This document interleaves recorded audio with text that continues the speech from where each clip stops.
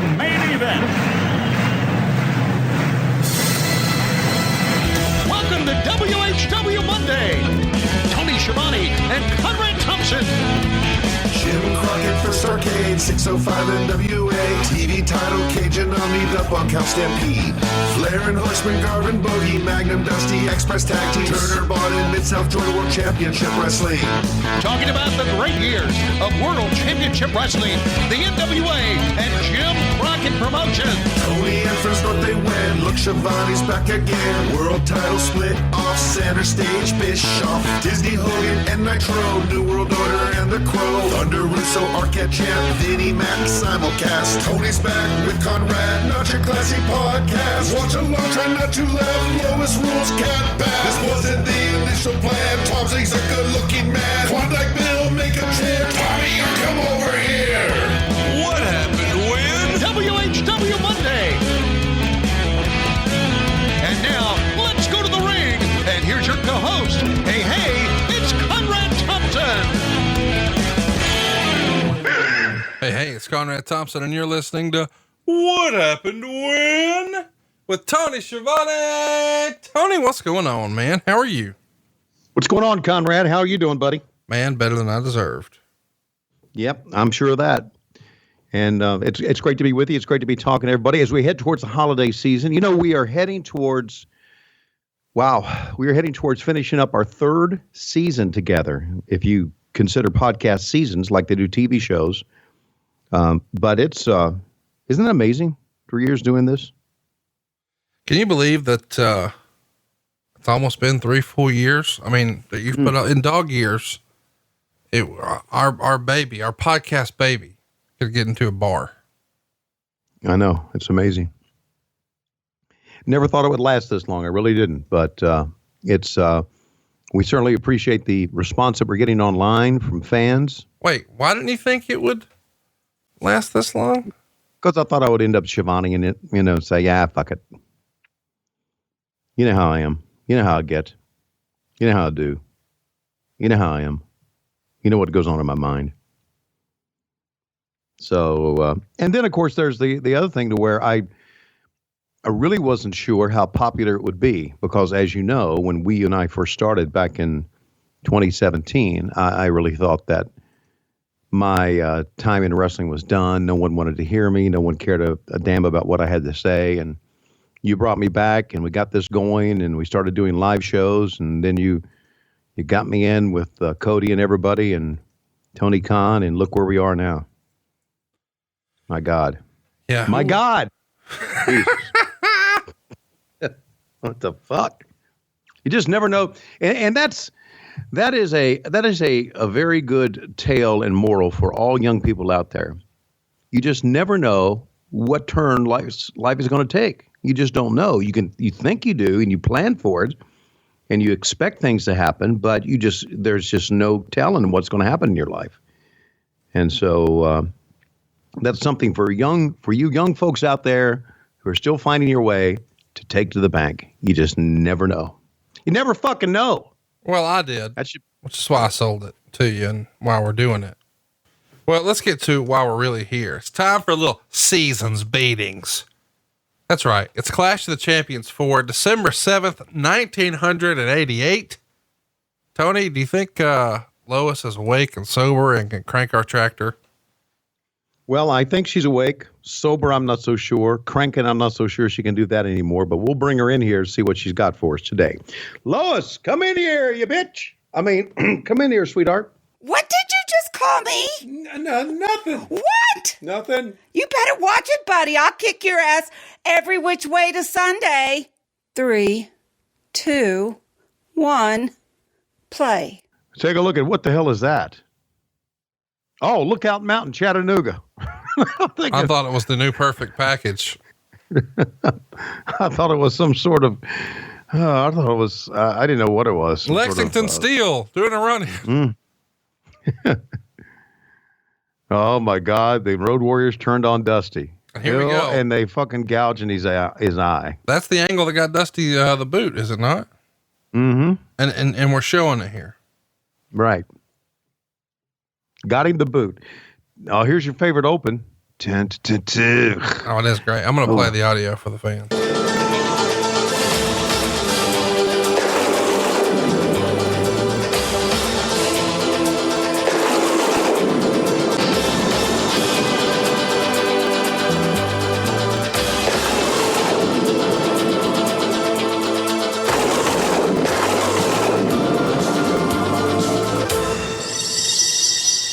Man, that opened with the championships. By the way, Chattanooga, Tennessee, a staple in professional wrestling in the territory days for a long time. Now from Dalton, Georgia. How about that? Shout out to my great close personal friend, Mr. Warren Davis, who's from Dalton, Georgia. Hey, Warren. I remember this being a regular building. I mean, ECW ran here. The WWF would run here. WCW ran here.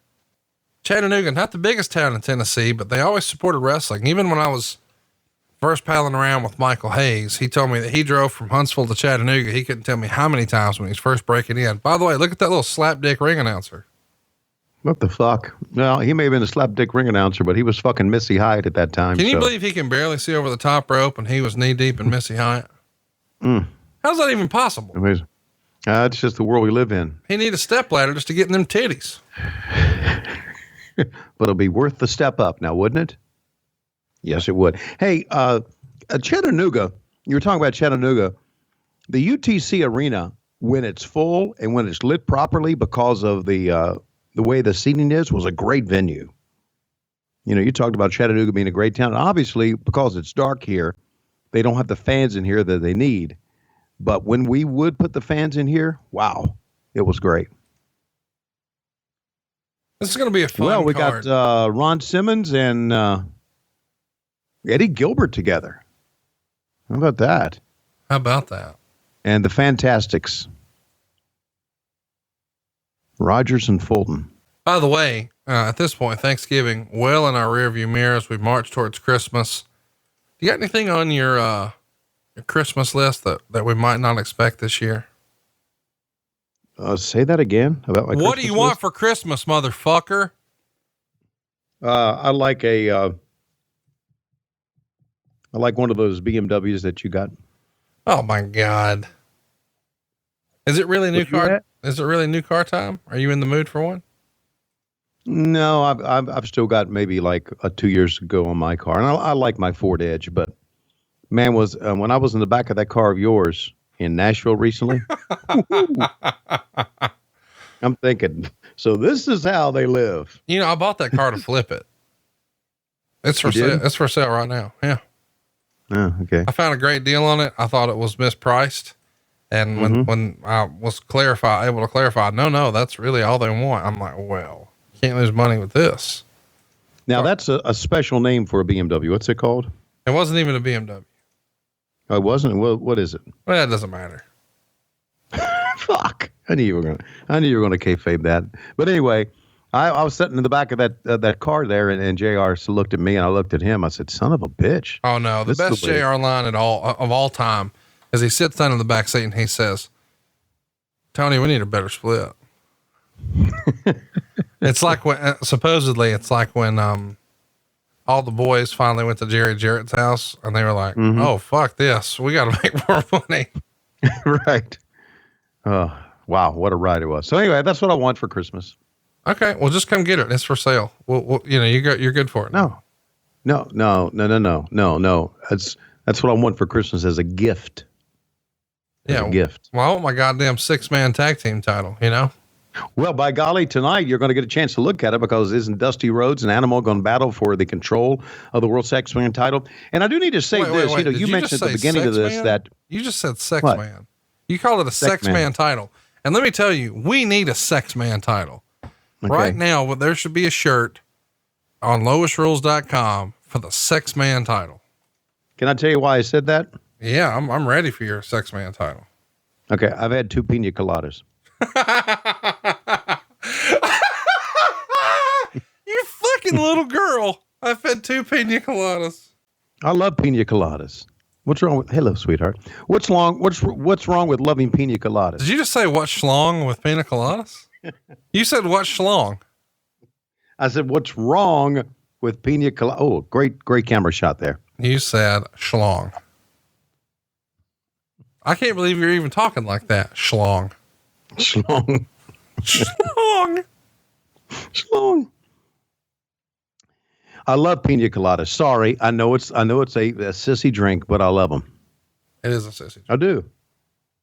If you like pina coladas. Penis coladas. And getting caught in the rain. And how big is Joey Ryan's penis? Well, Tommy Rogers could go, couldn't he? They were the Fantastics were a good team, man. They really were. I mean, they had that Chippendale look. I got it. You know, they were good looking kids. They wore the bow ties and everything, but man, they could really go. They had some great matches. No argument from me, kind sir. No argument from me. And of course, Bobby Fulton is one of our favorites. See Bobby on tour all the time. You know, when we stop him, he's got his sons with him. We give him shit, and he really takes it really well. As we do. We give everybody shit, as you know. Of course. That's what we do on this program. That's what we're about. Giving people shit. Having fun and whatnot. Yeah. We're kind of in a Clash of the Champions mood here, aren't we? Or mode. We've been doing a lot of Clash of the Champions. And I think it's good because I think you look at the Clash of the Champions, as you dig deep inside the Clash of the Champions, you take a look at what was the transition between Jim Crockett Promotions and Turner Broadcasting. You know, they very much wanted a primetime television show and pro wrestling be damned. And so I think it's kind of, wow. Great job, Bobby. Eddie Gilbert was a great performer too, wasn't he? I mean, I think we've talked about how much he knew in wrestling, how intelligent he was and how sharp he was, and how probably if the young man was still alive today, he would certainly be on some creative team, one would think, in wrestling. Without question. We should mention this is a 5-match show, and this opening match right here is by far the longest match of the night. You want to guess how long this son of a bitch goes? 22 minutes. 27. What the fuck? We better make up some shit here. Oh, that's so great. We better make up some shit here. We're going to have to. We're going to have to be singing or doing some shit. We've still got Ivan Koloff, Paul Jones, Dr. Death, and the Italian Stallion. Holy fucking shit. What was wrong with us there? Midnight Express against Flair and Windham. So we got a lot of stuff. Do you want to hear what you're going to be doing today on Tony Reed's rap? Oh, we're doing that again? Oh, when did we stop? You son of a bitch. Well, you never know. I mean, you know, I'm only following your lead. Oh, so you're saying you don't want to do this? No, I'm whatever you want to do. I'm game. Why should I argue with you? Fuck. What does that mean? December 2016, I was like, fuck, my life's going down the shitter. And I meet you a month later and look at me here 3 years later. Yeah. So whatever you want to do, man, I'm game. Now you're shopping for BMWs, and they're not even BMWs. Yeah, they're not even BMWs. There's something else. There's something else. What's the name of that car? What is the name of the car? Nothing. It's a 4-door sedan. It's nothing big. It's a 4-door sedan. I keep wanting to call it a Manscaped car, but that's not right. Oh, that'd be kind of fun though. Mm-hmm. That would be kind of fun. Hey, do you think this show is poorly lit? Yes, I think it's horrifically lit. This is probably the worst lit show you and I've ever covered, including ECW. Yeah. It seems like, what the fuck? I get it that they want to darken the arena because there are obviously not enough people there, but at least light the fucking arena. I mean, light the ring. What would make the ring look a lot better would be a white canvas, but that's a fucking horrible look. Man, you could tell that Jim Crockett Promotions was on the way out and fucking Turner Broadcasting was on the way in. What the fuck? Well, Tony, what the fuck happened to our lives, Conrad? What the fuck happened to my life in 1988 that made me run off to the WWE and then run back here like a scared kid? What the fuck? Lois. I mean, yeah. Good answer. I mean, everything we do. Everything I do. You do for pussy. Yeah. So, I'm telling this young guy in the office who's goddamn, he's just wore down on it. I mean, it's all over him. He was a great salesman and then he got a hold of some and now it's just got a hold of him back. And, he hadn't been home in months and his sales are slipping and he's coming in later. He just looks haggard. His car's in the shop and he's not hanging out with his friends. And I can just tell it's all over him. And I just looked at him the other day and we hadn't talked about it, but I just said, it's undefeated, son. He said, what do you mean? I said, in the history of the world, it's undefeated. It never lost. Nope. And he knew what I was talking about. It took him a minute, but he came around. Yeah. It's amazing. Lois's mother, Betty Berger, God bless her heart. She I love her. Wait, this is a real person? This is a real person's name? Yeah, Betty Berger. Yeah, Elizabeth Berger. Betty was her name. She passed away a number of years ago, and I really got along with her. And her claim was that men worried about two things: their pocketbook and their pecker. Yeah. And she's got us nailed. She sure does. She's got us figured out. That's right. The jig is up. Yeah. Our pocketbook and our pecker. That's what we're worried about. Well, there you go. So listen, that's in honor of Lois's mom. Can't believe this is a real thing. In honor of Betty Berger, our Tony Reed's rap song today is a Too Short song named Blowjob Betty. And I don't have an instrumental for it. I'm not doing that. Yes, you are. That's horrible. I didn't know. First of all, I already had this worked out before you told me your name. You didn't tell me you were telling the story until right now. It just worked out. I know, isn't that something? Now I'm looking here and I see your email and I'm seeing blue job. Oh my God. It's a real thing, baby. Oh God. So just so you know, I'm going to play a little bit of the beat so you can get a sample for how you're supposed to do this song. Cause I don't have an instrumental. Okay.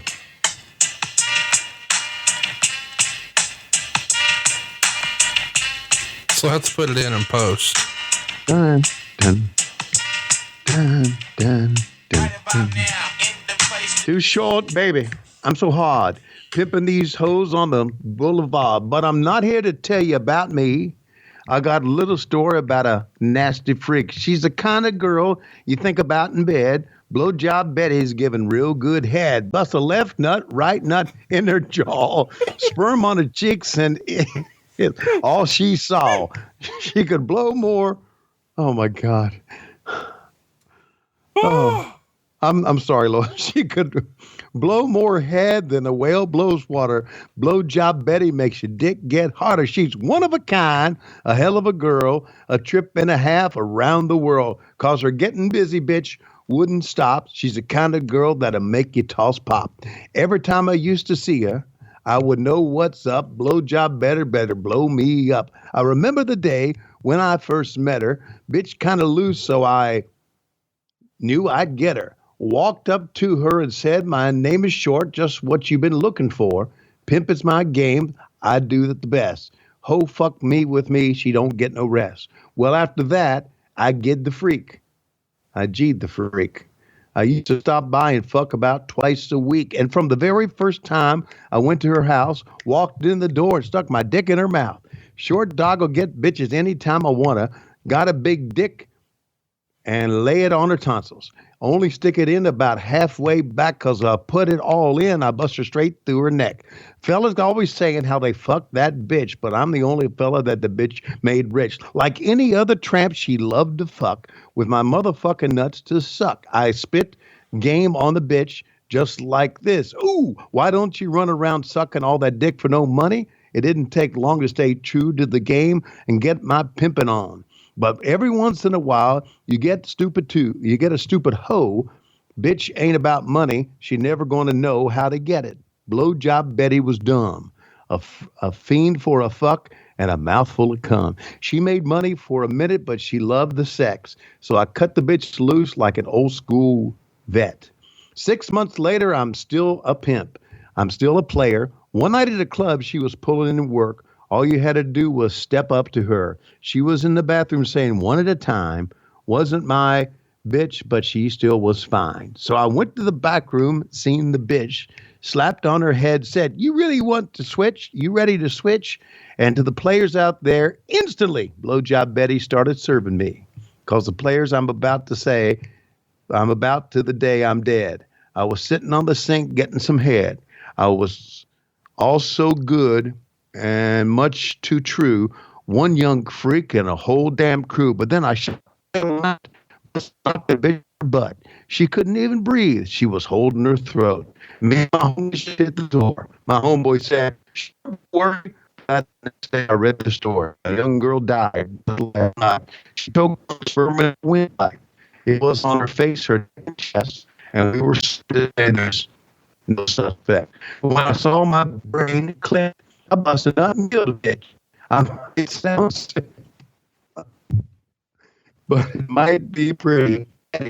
But you never know being sucked by Blowjob Betty. That's some powerful sperm right there, buddy. Whereas Ron Simmons might say it's unfuckwithable. Yeah, I bust a nut and killed a bitch. What the hell? Yeah, our audio got a little distorted because of our connection since you're in the islands right now, but it was still worth it. Mm-hmm. What's your favorite line in there? Oh, well, you got to go back to the top. Bust a left nut, right nut in her jaw, sperm on her cheeks is all you saw. She could blow more she head could blow more head than a whale blows water. Blowjob Betty makes your dick get harder. Yeah. Unbelievable. It's unbelievable that. When did this song? Is this old school stuff or? Oh, it's super old school. Wow. You didn't know about this. So they've been doing this shit for a long time then. Yeah. I mean, I'm going to guess this is from like, I mean, I might be wrong, but like 86, 87, 88. Holy shit. It's real old. I would imagine it didn't get much radio airplay back then. Yeah, it's from 86, from Raw, Uncut, and X-Ray. No, this was never on the radio. Of course not. Yeah.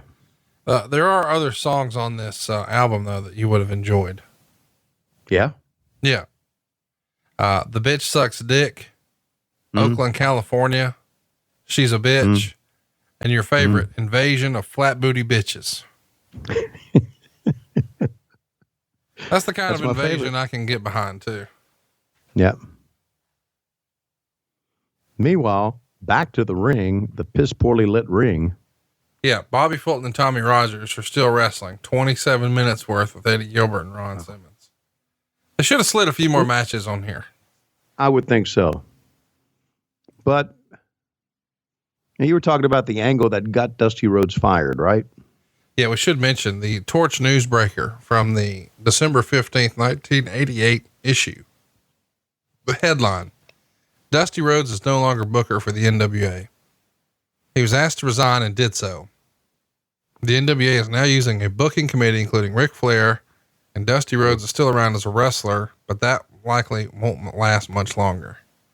And we're also on the heels of Jerry Lawler defeating Kerry Von Erich in the Super Clash, which we've covered not too terribly long ago, and our bonus content on Patron.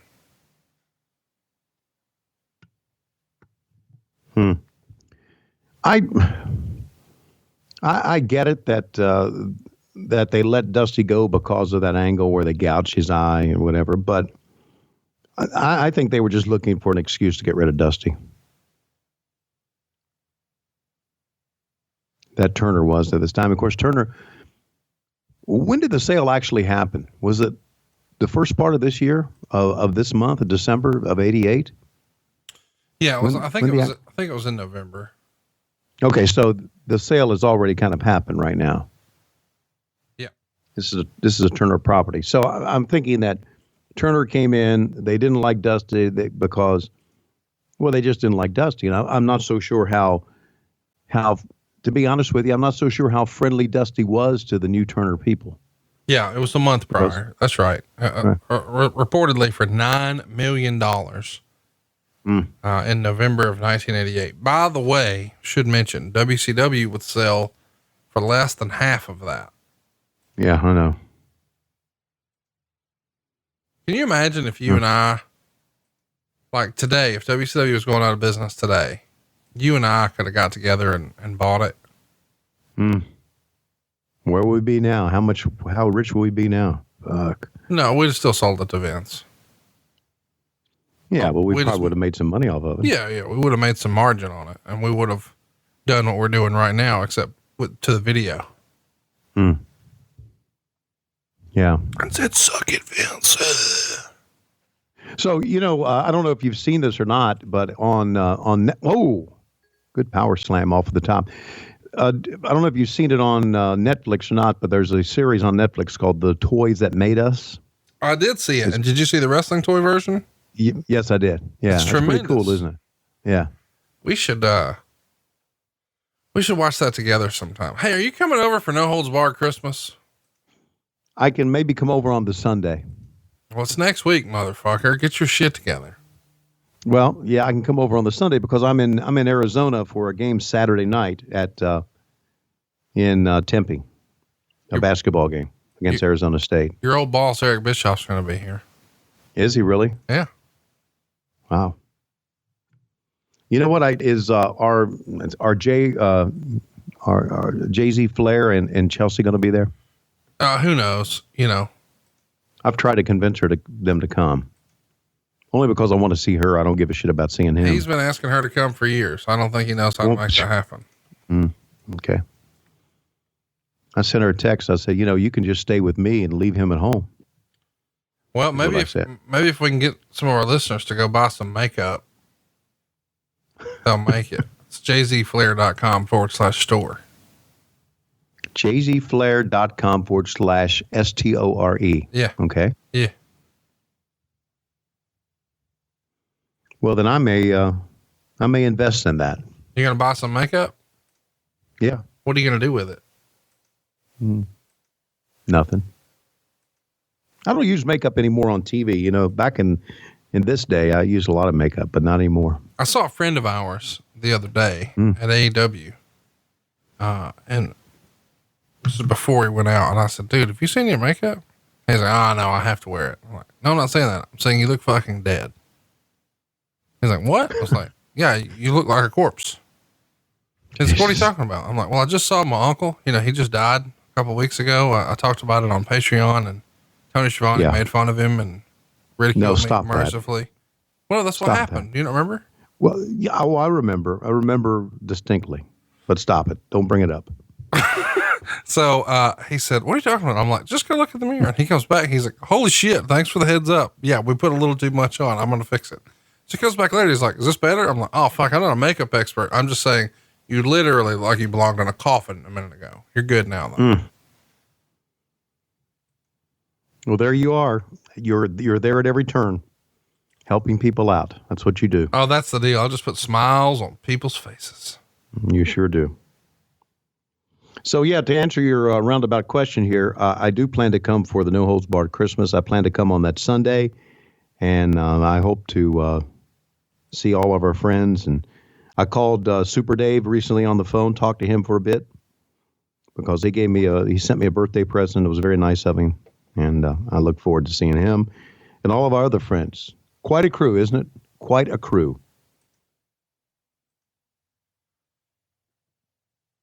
Can you believe this match is still going? Yeah, we're running out of shit here, man. A very smart, you said recently on a show, I forget how many minutes, but you said no match should ever go longer than, and you said the number of minutes. Do you remember how long, or were you just making it up that day? I think I said 15. And a wrestler who listens to the show texted me and said, by the way, I agree with Tony Schiavone. And it is a very well decorated wrestler. Had lots of hardware over the years. Right. And I referenced a couple of matches that are unanimously loved that were like 18 matches or 18 minutes. And he's like, you know what I mean? If you can't get it done in that amount of time, fuck it. Right. Well, listen, 15, 18 minutes, who's counting? But when you get over 20, you got to get 25, you start pushing 30. That is way too fucking long. It is. And we're seeing it here. As great a workers as the Fantastics are, and Ron Simmons was, and certainly Eddie Gilbert was, it just too much. We should mention that we would expound on the Dusty situation in the Torch. Dusty's been terminated as booker, and Jim Crockett was his immediate replacement. The bloody angle with Dusty and Animal went against the new management's policy, and that was the last straw for Dusty as booker. Dusty's still around as a wrestler and should be around through at least Starrcade. There will be going forward with a booking committee, which has good and bad points, but traditionally fails. Time will tell if this will work. Ric Flair will probably have the most say in this committee.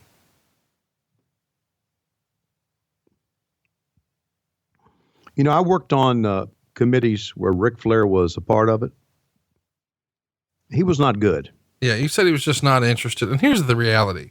He's just got, I mean, I'm not a doctor or anything, but he's got like a form of ADD. He's like a shark. They have to be moving all the time. He's not going to sit still. He's not going to focus for very long. And he's just up and on to the next thing. Right. Now you put it very differently than I would. You said he's got a form of ADD. I say he's all eaten up with it. Well, I just know some of our listeners probably have ADHD or whatever, and they're right. Oh, you don't know what you're talking about. Okay.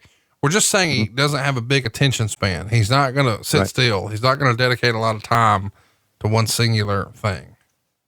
Right. I don't know how many times I was in a committee with him at the CNN Tower, and he would just get up and walk out. He would just get up and wander out. He couldn't sit in there for long. And it didn't really work with him. And it didn't take us long to figure that as great as Ric Flair was in the ring, as wonderful of a guy that he was to be able to call a match and choreograph a match, that as far as sitting down and planning something out when it took you just to sit down and get things done, that wasn't him. And we forever, God, this is one of the things that I came back to that made me so miserable. We took so much time sitting in that boardroom and got not a fucking thing done. There's just so many times you can pass around an idea of an angle, and you could argue and talk about it till you're blue in the face, but somebody's got to say, okay, that's what we're doing. And there was nobody there to say that. And it was being on a booking committee. I know I've talked about booking committees so much on this podcast. I love this angle, by the way. As we're watching, they just showed it above the ring, almost like the ceiling camera shot. Yeah. I'm at 2840, 2841, 2842. Okay. You are ahead of me. That's okay. Continue your story, and we'll keep talking. So I just being on a booking committee and I talked so much about a booking committee, and we've made fun of it, but there were booking committees. There was very different, many incarnations of booking committees throughout the years. They never got anything done. The best booker was a guy like Dusty who did it himself, and that was his. And then he looked at it afterwards and maybe made a few tweaks up, but booking committees don't get anything done. And that's why I'm not sure that a bunch of writers like the WWE has, and I don't know what goes on in their writing, their ideas, but I just don't think you get anything accomplished. You just waste a whole lot of time. Put it on fucking paper. Is that the finish right there? 1, 2, 3. God. Ooh. The entire write-up for this in the Torch. Are you ready? Yeah, go ahead. It opened with the Fantastics defeating Eddie Gilbert and Ron Simmons to win the U.S. Tag Team Tournament. Nobody turned, and it was very good. That's it. That's what you were paying for in the Torch in 1988. Well, I wish the match would have been that succinct. You like to just saying the word suck on this show. Apparently so, because I stumbled through it. Let's take a look at the replay once again, Conrad. Here's the reversal by Bobby Fulton and another reversal by Eddie Gilbert. Oh, no, they're going to reverse back to the other corner. That's a triple reversal, or as they would have said in Back to School, a triple Lindy. And now he's going to grab him by the crotch and now by the dick and roll him up 1, 2, and 3. Whew. Well, guess what, Conrad? We got even more great action for you because we're going to see Dr. Death Steve Williams and the Italian fucking Stallion. Can you believe Bob Caudle and Jim Ross here behind the call? Have there ever been greater announcers than these two? Nope. I'm not saying that to disparage you. I'm just saying without you, present company included. Yeah. Oh, I agree. You know what I think about Bob, and you know how I love working with Jim. Jim is so much fun to work with. Bob should have buttoned up that coat a little bit better, though. He's got his little derby sticking out there. When was the last time you talked to Bob? Back when we had that. That thing in Charlotte. It had to be 5 years ago. Yeah. By the way, the reason I ask is because he recently reached out trying to get JR's phone number. So of course I helped him out. And then I said, do you want Tony's? And he's like, no, I'm good. That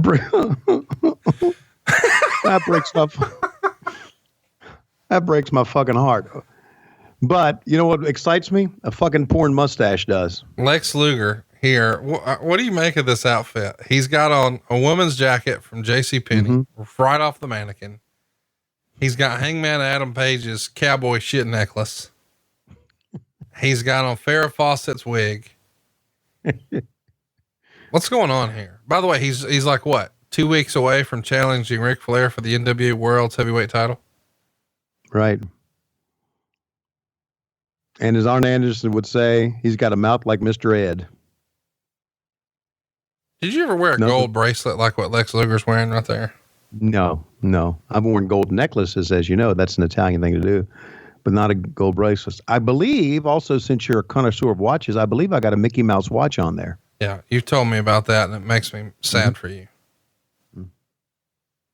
I'm tired of you having Mickey Mouse watches, and my new resolution, and we've talked about this, that in the year 2020, you're buying a fucking Rolex. No, I'm not. No, I'll tell you why I'm not, because I already got the best watch I've ever had. Oh, fuck you. Next time I see you, I'm going to hit it with a hammer. Now, listen, if you've never owned an Apple Watch, then you have no idea. Wait a minute. You ain't going to believe this. The Italian Stallion and Dr. Death, first of all, that's tremendous. But do you want to guess how long this goddamn match goes? It's Dr. Death, right? It's the Italian fucking Stallion. How long do you think this goes? It's got to go 15. Yeah. How? Jesus. Dr. Death should have mowed this son of a bitch down in 4 minutes at best.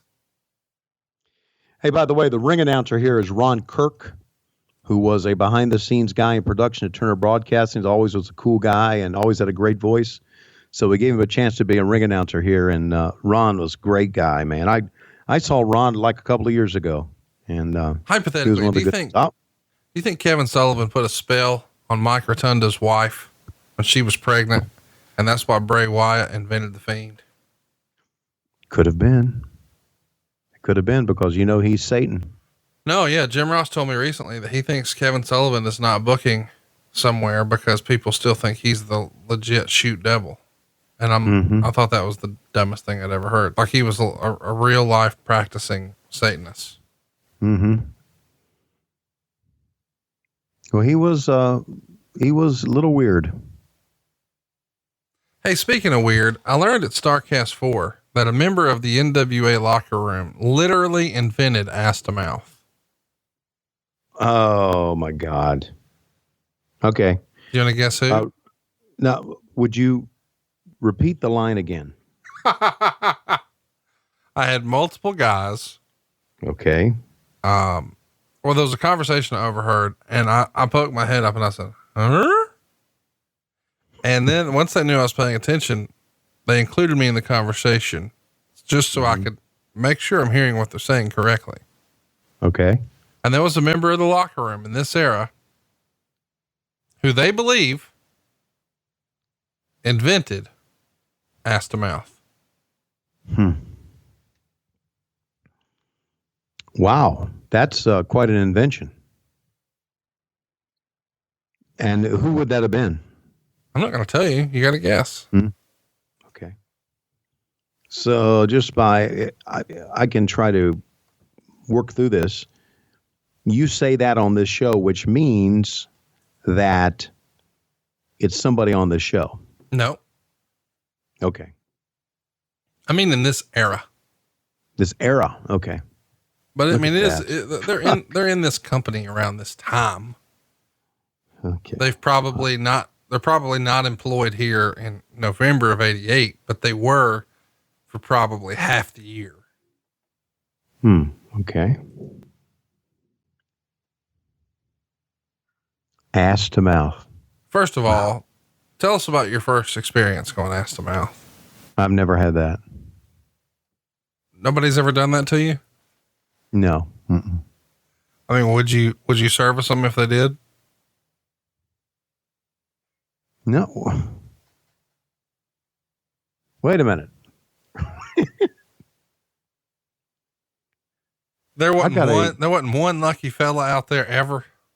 No, dumbass. Why are you, what are you saying? No. I had flashes of Whitney Wright in my mind right there. Oh, calm down. She wasn't even born in 1998 or 1988. And I know she wasn't, but when you talk about ass to mouth, I just have. Legitimately, I just looked it up. Whitney Wright was born in 91. Well, God bless her. Every time I have a sugar-free Red Bull, I think of her. And why is that? And because of that tweet you sent me the other day from Whitney Wright. Oh, I don't remember that at all. I'm sure you don't. But can I read it? Sure. Okay. Because I saved it. And now I got to find out on this phone where I saved it, because it got my attention as normally Whitney would do, you know. First of all, it says, this is from Whitney Wright at twitter.com. And it has a couple of very beautiful pictures of her. And it says, an hour after I took these, talking about the pictures, I squirted a liter bag enema of sugar-free Red Bull and seltzer water out of my ass. And you can see it all on everything but, or at kink.com. So when I saw that, I said, I'm never going to think of sugar-free Red Bull the same way ever again. By the way, I sent that to you late on a Tuesday night. I would hear from you more than 24 hours later, late on a Wednesday night. And you said, do you have any time to tape a bonus podcast tomorrow? You totally no-sold my Red Bull, which means I'm never sending you anything like that ever again. If you want more of that, you got to sell for me. Okay. I'll sell for you. Well, I'm selling now, motherfucker. Can you believe that Dr. Death is working with fucking Italian Stallion like this? 15 minutes? Why not eat him up? Well, no, you know what? This is obviously the want here was to show Doc as a great pro wrestler. I mean, he started out with a fireman's carry takeover, and they're on the mat here. They want to show that Dr. Death is a great on the ring mat grappler. I guess that's what they're showing. And of course, he's a member of the quote unquote varsity club, right?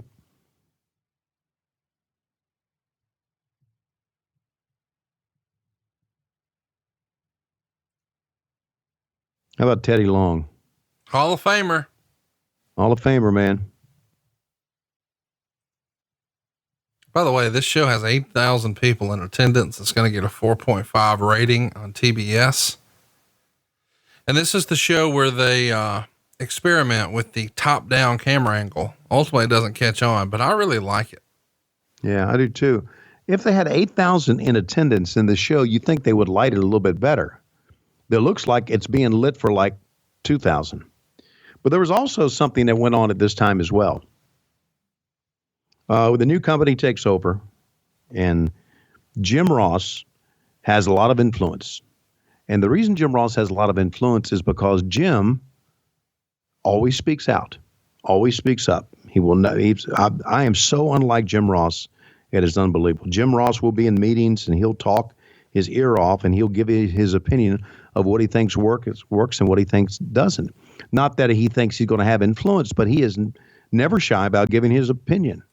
And Jim was always the opinion of that it's better to keep the crowd dark, because he feels that if the crowd is lit, that they don't cheer as much. They're not as loud, that they sit on their hands when they have lights on them. And so he was always in favor of a darker an arena. So I have a feeling that this arena, which 8,000 is not bad for the UTC arena, I have a feeling that if we got 8,000 here, why don't we list them and or why don't we show them? And I think a lot of that was JR convincing Turner Broadcasting it wasn't the right thing to do. Don't know. But be that as it may, even though the crowd may be, in the dark, they certainly could have lit the ring a little bit better, one would think. Just too many shadows.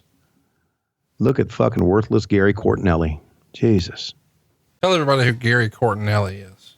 Gary Cortinelli is the name of the Italian stallion, but his real name was Gary Sabal, Sabaugh.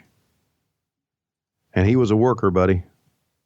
By the way, Jim Cornett told a story, probably more than a month back, where you brought a voice recorder on the road with you into the locker room, and you would record memos to yourself.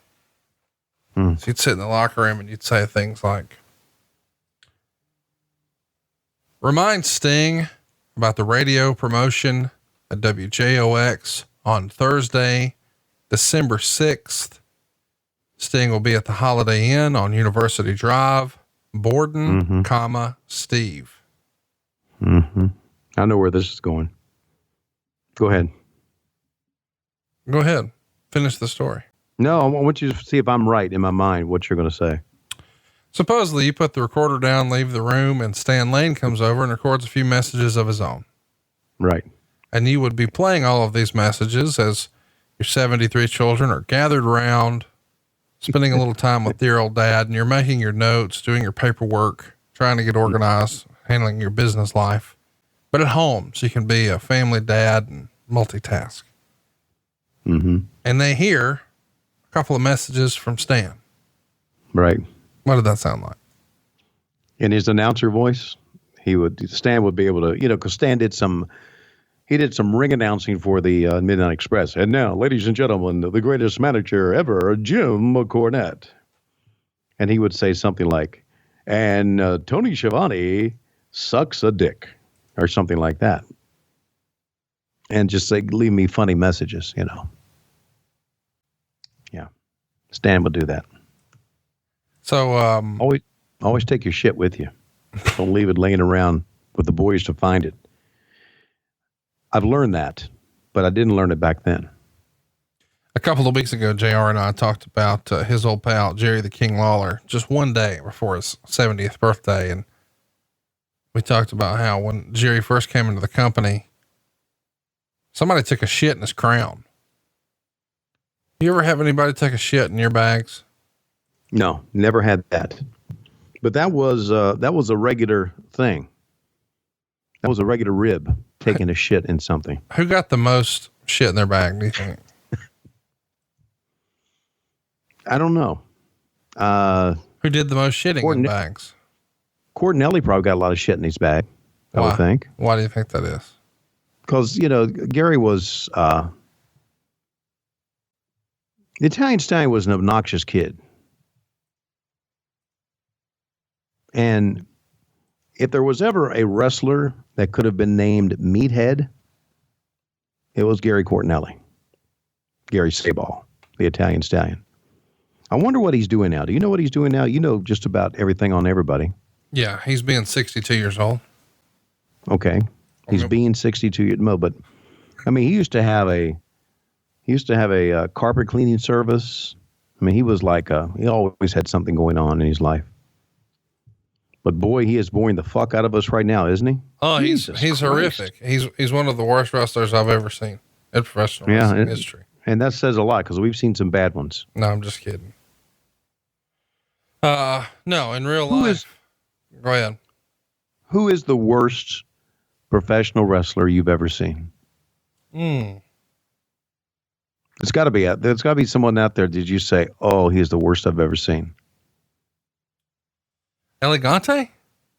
And that's a good one. I mean, that's a very good. I didn't have like a go-to right off the top of my head, but he's got to be on the list, right?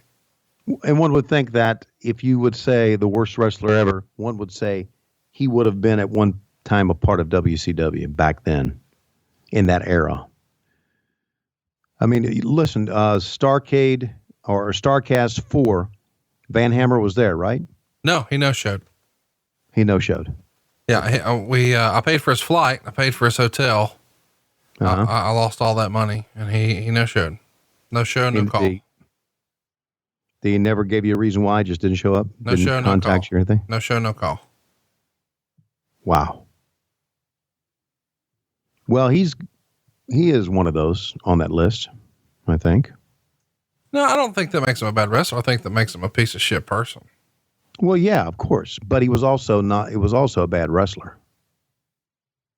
And by the way, if Mr. Hammer takes issue with those comments, Google me. Mm-hmm. I ain't hard to find. And that's what I'm talking about. No, I'm not saying I'm going to get in a fight, but those keyboard warriors, you'll send me some nasty text message like I'm supposed to give a fuck. He won't get on a plane to come to Florida to come to Baltimore to collect money. You think he's leaving Florida to come kick my ass? I don't think so. Right. That's disappointing. Anybody else no-show at Starcast? No, Starcast? he's the only no-show in the history of Starcast. Well, besides Chris Jericho. Chris Jericho no-showed me. Right. I guess technically The Undertaker, but I knew he wasn't coming. And Ric Flair, technically. Well, he was in the hospital. I'll give him a pass. Right. I know you don't. Right. Do you think Flair should have been on stage in a hospital bed, hooked up to a goddamn IV and a heart monitor, letting people tell mean jokes from a hospital bed? Yes, I do. We always joked, oh, imagine Papa Flair Thanksgiving at the Conradison. Oh, now Papa's going to bring his dick out. That's a joke you tell at every live show. Right. He wasn't at Thanksgiving this year. Really? Yeah. Did he no-show that? Was he invited and he didn't show up, or already had plans, or what? Is there a rift in the Flair family I should know about? No, it's not like the rift in your family where we can't talk about it on the show. Right. Right. Please don't. Yeah, leave it alone. No, the rift is he's upset that you talk about him on the podcast all the time. He wants to know if me and you can do a podcast without talking about him. Bullshit. Okay. Bullshit. Alrighty. I'm not saying bullshit from you. I'm saying bullshit if he feels that way. I need another pina colada. Wow. Look, we are 2 matches into this piece of shit, and we ain't had a speck of good shit yet. Nope. Not a speck. Well, we have Blowjob Betty. Yeah. Boy, did we ever. Isn't that amazing? Especially after you said your mother-in-law's name was Betty. I said my mother-in-law's name, and then not 30 seconds later, I open my email, and I see Blowjob Betty on there. I think, oh, fuck. By the way, the email predated you saying her name. I didn't know that was where you were going with that. That's right. It was just I agree. a great coincidence. I agree. Yeah. But do you think your mother-in-law was the type of girl that make your toes pop? No. I don't think so either. Unless that shit skips a generation. Skips a generation. You know what Lois would say? You're sick. You're sick. Suck it yourself. You're sick. Yeah. Yeah. She's such a prude. And she wasn't a prude during college, though. I can tell you that.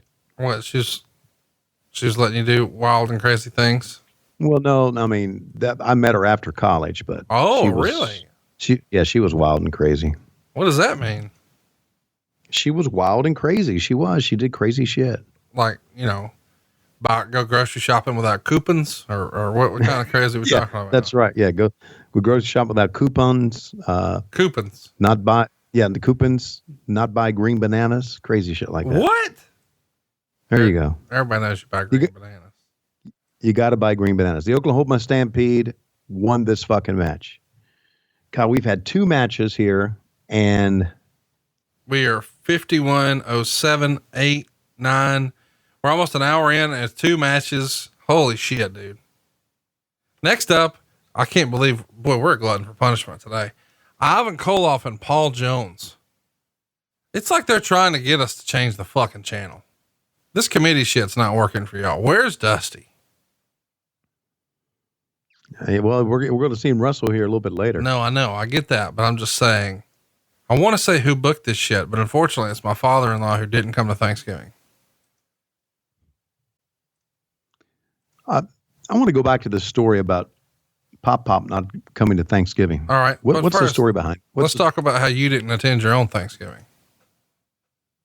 Well, I was flying 10, 11, 12 hours. I was on an airplane. He was too.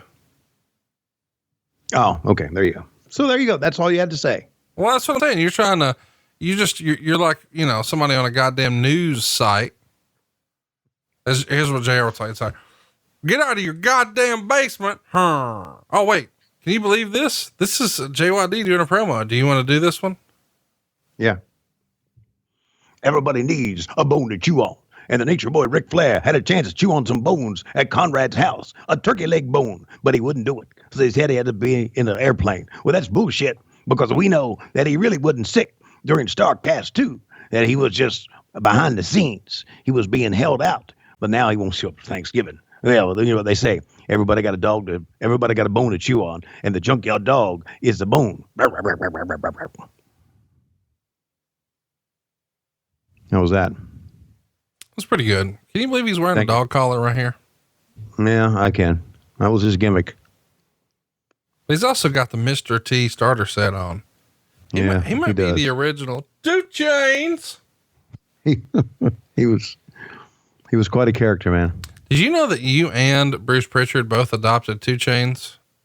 Like, Bruce even still wants me to refer to him as Titty 2 Necklace. Oh, Jesus Christ. What? That's right. Titty 2 Necklace up there siphoning off old man.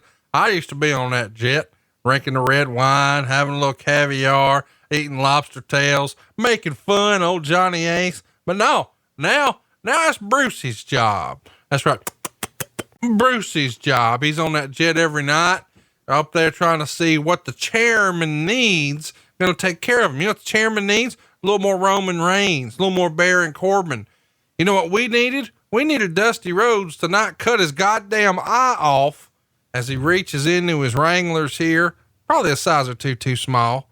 And now Road Warrior Hawk's gonna get the most heat he ever did have in his entire career and jab it right into the eye of the American Dream, Dusty Rhodes.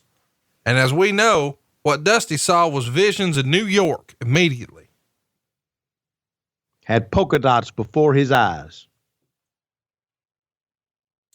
By the way, Starcade 88, True Grit, this theme, I used this for my StarCast promotion. It was almost identical thanks to Chris McDonald. One of the unsung heroes. No, the unsung hero of an experiment named StarCast. CTE. Yeah. At the end of those, I felt like I had a concussion. Yeah, I bet. Are you going to move Chris McDonald to Huntsville like you did Dave Silva? I've been trying, but he's Canadian. He's Canadian. Yeah, I know. It's a much more involved process. He doesn't even know what money is, right? No, it's all monopoly money. They use that weird shit. He tried to hand me a quarter the other day and he's like, no, that's $1,000 Canadian. And I'm like, what is the denomination? Y'all call it shekels or what is this? I don't even know. Did you just throw up in the microphone? Nope. Did it sound like it? Yeah, it did. I think you may have had too many penis coladas. Pina coladas. Oh, sorry. It's not penis coladas. Well, you were talking about the first time you did ass to mouth earlier, and then I didn't say that. hypothetically, how do you think that would go over if you tried to pitch Lois on that? No, it wouldn't go over. It would stop at ass.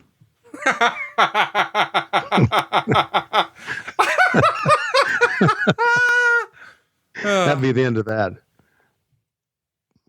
Should we call her on speaker and see how she feels about it? No, we shouldn't. Okay. But I can't, every time you say like ass to mouth, I think of Whitney. Are you okay? Yeah, I just love Whitney.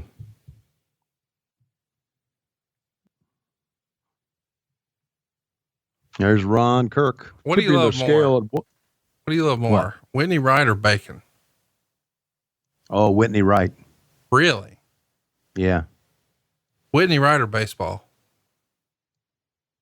You can only have one for the rest of your life, but I'm going to make you have it for at least an hour a day. Okay, Whitney Wright then. An hour a day. Man. That's tremendous. Do you think if you were to get a hall pass from Lois where she's like, all right, just one lady, one time, that's fine. Then just come on back home, drag that sad, tired, rat soup eating motherfucking ass home. Do you think, by the way, her shirt is lighting up. This is the most 80s thing ever. Yeah. Do you think you'd go with Whitney Wright? Would she be your numero uno now? Yeah, I think so. So Ivan Koloff tying one arm behind his back. And I think that's all you need whenever you're watching a Whitney Wright video, just one arm. You're probably right. The thing about this is that this match is that Paul Jones in his day was a great competitor. He really was. He was a big star for Florida Championship Wrestling and for Crockett Promotions and for Georgia. He really, of course, he recently passed away, but he really was a great wrestler. He was, one time the Florida heavyweight champion, and they did this angle where he took the Florida heavyweight belt and he threw it in the bay at St. Petersburg Bay because he didn't like the people in Florida. Off the bridge there. He and Ricky Steamboat were world tag team champions. He was the U.S. champion. He was the world television champion, was Paul Jones. Never was that good on a promo. But, man, he was pretty good in the ring.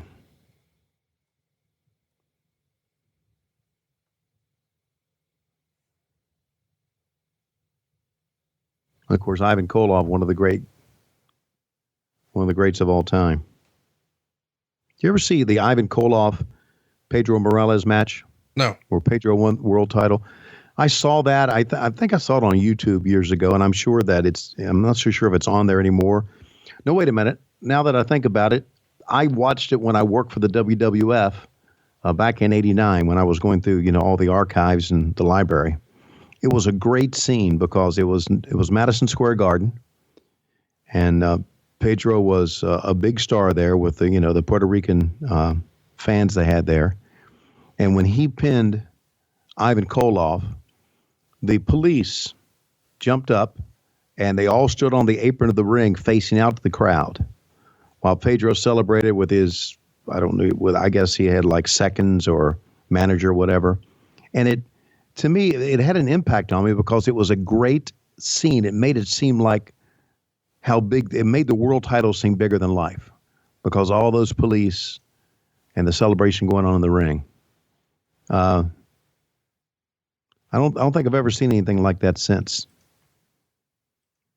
But this is the most subdued, quiet Tony Schiavone ever. In really? addition to your penis coladas, did you also have some weed yummies? No, I didn't. Okay.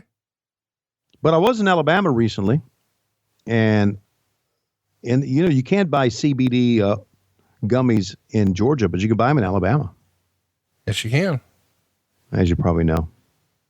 But unfortunately, I was at Auburn, which is not really in Alabama, nor is not really in Georgia. It's like kind of right there on the line to where no one wants to be.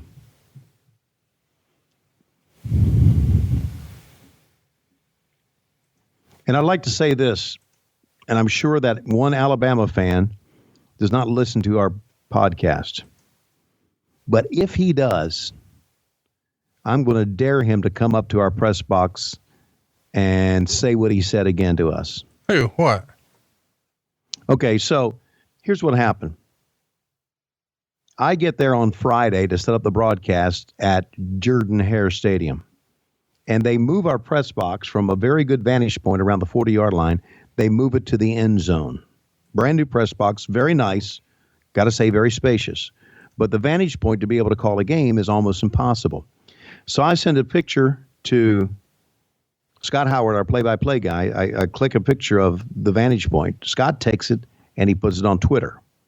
And, of course, Scott says how terrible the vantage point is. So that lays the groundwork for this story. Game day, Scott's down front doing the pregame show. Eric Zier's his color guy. Down front at our broadcast is Eric Zier, Neil Hondo Williamson, Scott Howard, and my son Chris. They're the four down front, and I'm in the back. And this guy walks up, and I'm hearing this guy as Scott's trying to do a segment. And he said, Scott Howard, if you don't want to do it, then we don't want you here in Auburn. And I go fucking nuts. I take my headset off. I throw it down. I go run it down because I'm going to kick this guy's ass. I'm not, but I'm really pissed off now. And Chris Schiavone pushes me back. He says, stay away from this guy. So he pushes me back. I don't get to go down the front row, put the headset back on. The guy walks down. The guy turns around and looks back up towards us, and I pop him the bird. Just keep popping the bird as he's looking at us. I keep both birds up in the air like, fuck you, you piece of shit. Come back here again. So what I wanted to say was, fuck that guy, and fuck that school, and fuck that stadium, and fuck that damn press box, and fuck them all. We beat you motherfuckers again. Fuck you. Roll Tide on that. Motherfuckers. I like when you I'm sure we've got a lot of Auburn fans who like our podcast and are pissed off at me right now, but you just need to see the way we've been treated there. So fuck them. Well, a great friend of the show, Cole Kublik. He's an Auburn grad. Yeah, fuck him. Oh, thank you. Cassio Kid, he's a huge Auburn fan. Yeah, well, he's a fucking idiot anyway. I've never been so pissed off. It's very easy to stand outside of a press box. There's a ledge, and run your fucking mouth. Of course, now that we won the game, we barely won the game. We held on at the end. And when the final gun sounded, the buzzer went off and it was 0, I'm looking down because I know where that motherfucker's sitting because I'm watching him the whole game to see if he's going to start any more shit, which he didn't. So I looked down to where he was. He had already gone. Great fan. He had already left. Fuck him. Anyway, I'm fired up. I like when you're fired up. Yeah, I don't get fired up about much. Listen, I was recently with the Georgia basketball team in Maui, and I just do my job. I don't get fired up about basketball. There's a lot of Georgia football games I don't get fired up about. But there are two games I always get fired up about, and we have them every year, Florida and Jacksonville and Auburn. I get fired up about those. There's a videotape on YouTube that Georgia fans watch before the Auburn game, and it's called Never Forget. And it's about the 2010 season when Cam Newton, and that was the year they won the national championship, and it was more about Nick Fairley and the dirty shit that he did during that entire game to Aaron Murray. It's called Never Forget. And it changed the complexion of the Auburn-Georgia rivalry. It really did. I never forgot. I can tell you that. Oh, look at that attempted blow by Paul Jones. Oh, he's going to beat him. My goodness. What do you make of this? I don't know. What were we thinking? Oh, look at this. And now the two Russian assassins, Paul Jones's henchmen, attacking Ivan Koloff after he got the win. And he's still got that hand tied behind his back.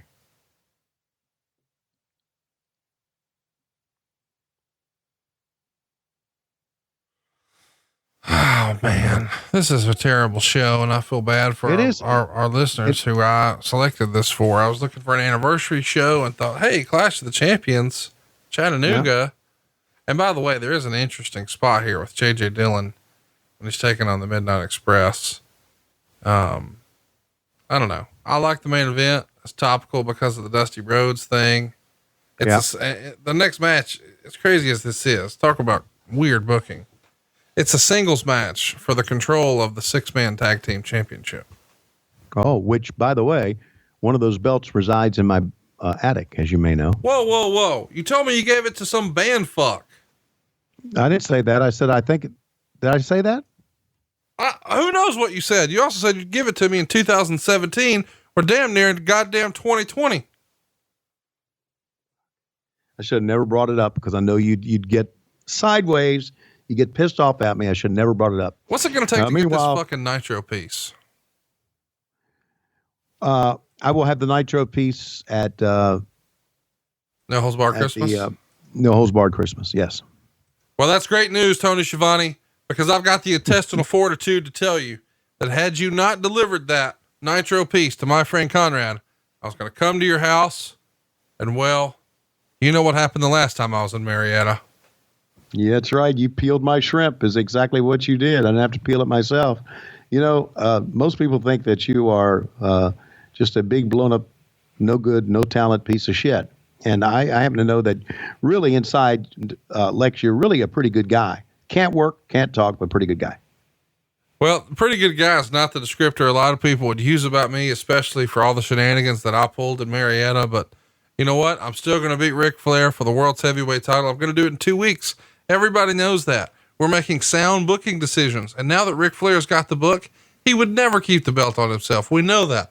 If we've seen one thing, it's that he's adamant. The way Dusty has booked himself for the world title, he would never do that. He's told me that many, many times. So I know for a fact when my hand is raised at the end of Starrcade 88, I will be the world heavyweight champion. And there's nothing that Ric Flair or Dusty Rhodes or Ted Turner can do to stop me. And most of all, Marietta PD, because I'm going to walk. I'm going to walk. If I'm being accused of anything, especially if I'm being charged with being a professional wrestler, I'll be found not guilty of all charges, Tony. I'll be found not guilty. Well, I'm sure you'll be found not guilty. And I'm sure that your dentist is very happy about that head of teeth that you got as well. All right. Bow back to more shitty action here on Clash of the Champions in Chattanooga. By the way, if you're watching at home, we're at 108.59, 109, 109.01, 109.02, 109.03, 109.04, 109.05. Got about 40 minutes left here in the match or in the show. 2 matches remain. There's your buddy. There he is. Old Sassafras himself. Well, I got big plans this holiday season. You know, I'm single now. I'm all stocked up on Blue Chew. And I'm as hard as a chimney, just got nowhere to slide down, if you know what I'm talking about. But Santa's coming to see you if you're single and ready to mingle anywhere near Norman, Oklahoma. I got some of the finest sauces around. I get you looking good, get you feeling good, give you some of my own homemade sticky icky, if you will. Hey, you know, I've decided that if I ever get thrown out of the house, which could happen any day. You're going to go live with JR? Yes, I'm going to go to Norman and live with him. I think that would be tremendous. Here's one of the worst promos ever. I'm just going to play the audio. Here we go. All right. Varsity Club. And I've been watching your wrestling style real closely, you know, and your specialty, your forte, you may say, seems to be that belly-to-belly suplex. Yeah, you know, I've been in training, you know, and I've been eating a lot of fortes and suplex, and I had muscle. Today. No, I'm not talking about that. I'm talking about that wrestling style of yours, that belly-to-belly suplex. That's the same thing I used to use. You used to use that? Yeah, I used to use that. I use it. Well, you do it real good, and I'm saying. Oh, thanks. Yeah, Alex taught me how to do it. He taught me real good. He talks to me all the. Well, wait a minute. Let's talk about Alex. You haven't met Alex. No, but Alex is just. By the way, he's got a hand puppet drawn on his hand that he's talking to named Alex. That's what we're doing here. He's his own man. He tells me what to do all the time. He's the only guy. He helps me out, you know? Well, just how long have you and Alex been together? Years and years. Well, I hope Alex is getting you ready because you got a shot at the world television title coming up at Starrcade, and I hope he's got you geared up because it's coming up and it's the biggest match of a lifetime.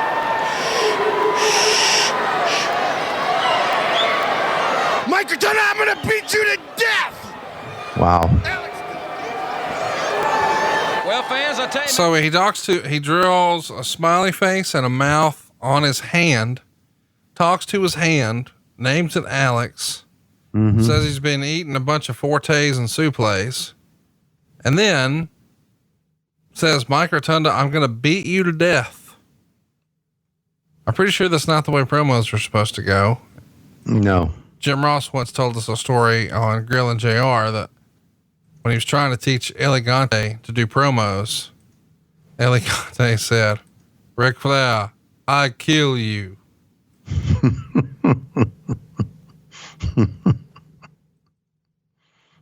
Here he comes. Look at that patch.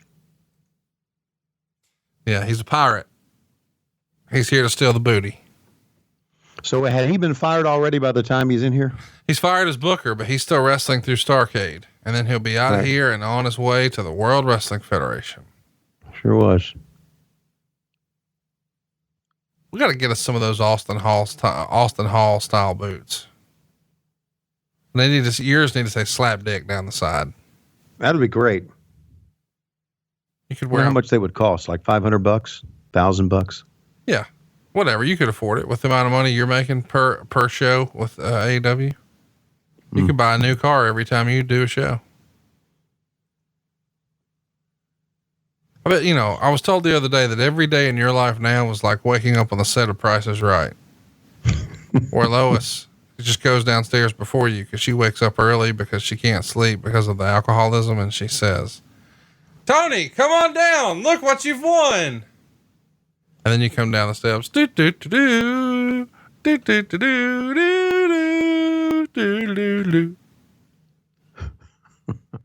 By the way, you've low-key joked about Lois's drinking, and I always just thought it was funny. Ha ha. And then we're at a bar. We're literally at a bar, and she pulls out a flask out of her purse. And I was like, wow, she flew here. Yep. She flew. Well, the flask had more than that amount of ounces in there, which means that she checked it. It's just amazing. I was really proud of her. Yeah. She likes to party. I think she'd be more fun in a sporting event than you would. Yeah, she's, as she always says, when she starts to drink and I kind of can't stay with her, that she says, you're a lightweight.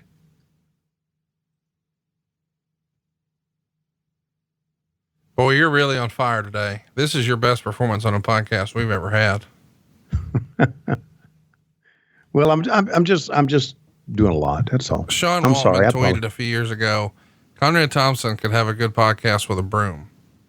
And it was the modern day reference to Ric Flair having a good match with a broom. And I feel like right now you're sweep, motherfucker. Cause you're really trying to push that to the limit. As Hawk comes in, he probably felt the same way about this match that I do this podcast with you. Animal, you're fucking shit up. Let me get in here. Add a little livelihood. Oh my God. Well, I'm sorry, Conrad. Well, let me pick it up. Who's this coming in? It's Sting. He's coming in. He's going to take care of both Road Warriors. Down goes Dusty Rhodes and all the way. He's going all the way to Stamford, Connecticut. But Sting is not done yet. Sting knows that in a couple of years, he's going to blow his knee out in his attempt to get the world title from Ric Flair. And he is taking care of one of the Road Warriors. Meanwhile, in the ring, Dusty Rhodes with a fucking plastic chair. Oh, shit.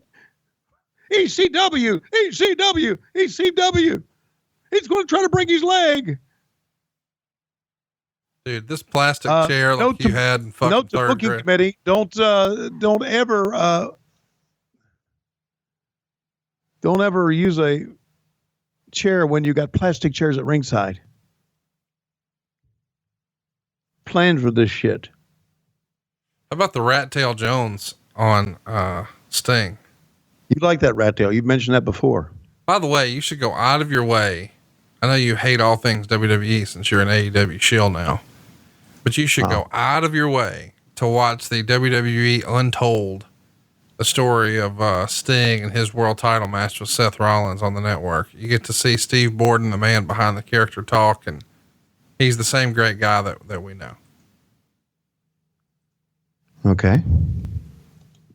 I'll go out of my way then. And you're wrong that I hate WWE. I don't. I don't hate WWE at all. No, I was told you. I'm not the bad. I'm not the bad guy in all this. Oh, who's the bad guy? Well, they're the bad guys in all this. Wait, who's the bad guy? The WWE. They're the bad guys. What did they do bad? They're just the bad guys. Oh, see, so you made them a heel, so you do hate them. I don't hate them. I love heels. Oh. Who's your favorite McMahon and why? My favorite McMahon is Vince. Oh, I thought you liked Linda. I like Linda, but it was Vince. By the way, very recently, in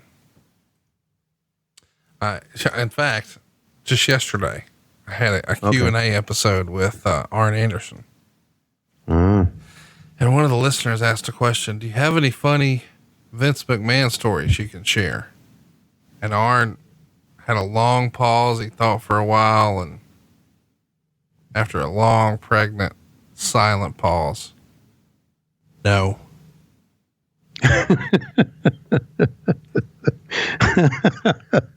Thought it was tremendous. He's got plenty of them, but Arn's too much of a gentleman to talk about it on his podcast. You got to pull it out of him. You're going to have to. No, we've had lots of great stories, but I asked funny, not like fuck funny, Vince stories, but tell us how Vince was funny or entertaining, and Arn had nothing. By the way, it's our third Lex Luger interview today. Oh God, taking off the coat, getting ready to go. He's excited. He's got the adrenaline flowing. Yes, he does. He's taking that jacket off. I just love the porn mustache that I have. How often do you think that thing smelled like seafood? Not much at all. No, I mean, you've told us before that you and Lex would go out for shrimp dinners. Y'all would go to Santino's. that way. Yeah, that way. No, I always make sure my mustache was clean.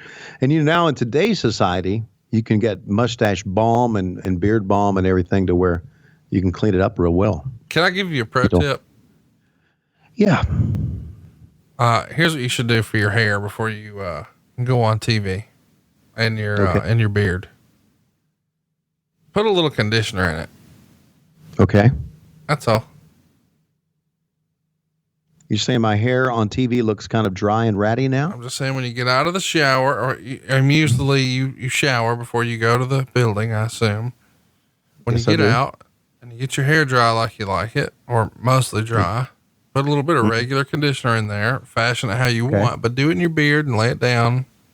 Yeah. Just a little conditioner, regular ass conditioner. You'll be good. Okay. But what do you regular think? Ass conditioner. Regular ass. It's available at the Walmarts. Okay. I never did. Outfit? This probably doesn't surprise you at all, but I never have really used that much conditioner. I can tell. And do you know why? Because you used to beat off with it and it left sores on your penis. No. Well,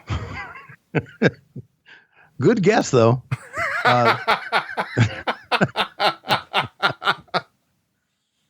By the way, one of the most beautiful robes Ric Flair ever owned, it got chopped up and sold in video games last year. Oh, Jesus Christ. I never used conditioner because I always had this Italian oily hair and I never did need conditioner because my hair was always kind of oily. So, but as you get older, I guess maybe you need it. I put conditioner on my beard. I do that. Your hair is oily because you don't bathe regular. Okay.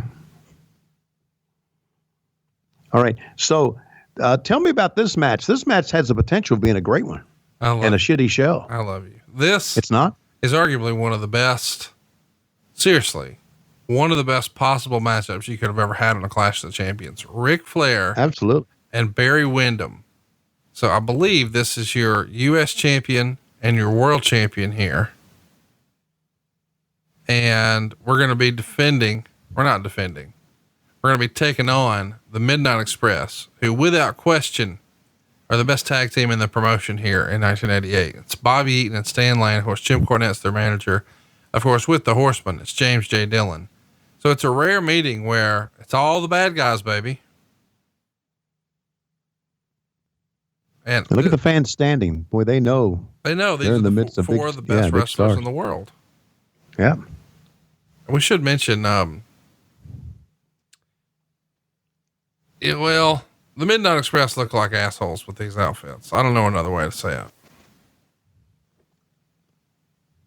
Wonder if Cornette helped design those. I don't know. You think? I don't know. Yeah, I don't like them either. I mean, if you put all four of these guys in the ring as they walk to the ring, Flair and Windham look like the badasses.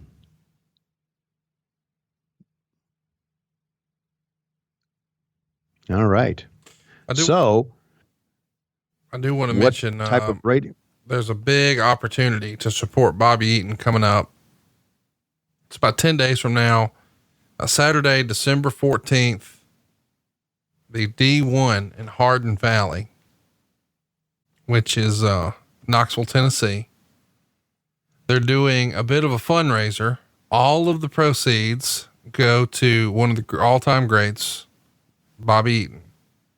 Appearing at the show will be Bobby Eaton, Dennis Condrey, Tracy Smothers, Barbarian, George South, Kevin Kelly, Dr. Tom Pritchard, Les Thatcher, Bill Dundee, Bobby Fulton, Gary Michael Capetta, the Heat Seekers, the Tate Twins, Ice Train, Chris Michaels, Jax Dane, friend of the show, Devin Driscoll, friend of the show, Doug Markham. And if you go to don'ttellbobby.com, you can pick up your tickets. 100% of the proceeds go directly to Bobby Eaton. And you can also, I believe, watch this show on fight.tv. So if you get a chance and you're a big Midnight Express fan, you should certainly find a way to support our old pal from Huntsville, Alabama, Huntsville's finest, Bobby Eaton. So it's don'ttellbobby.com? Don'ttellbobby.com, which is different from the website you normally go to, don'ttellthebabysitter.com. Okay. That is much different. And can you go to don'ttellbobby.com and donate money?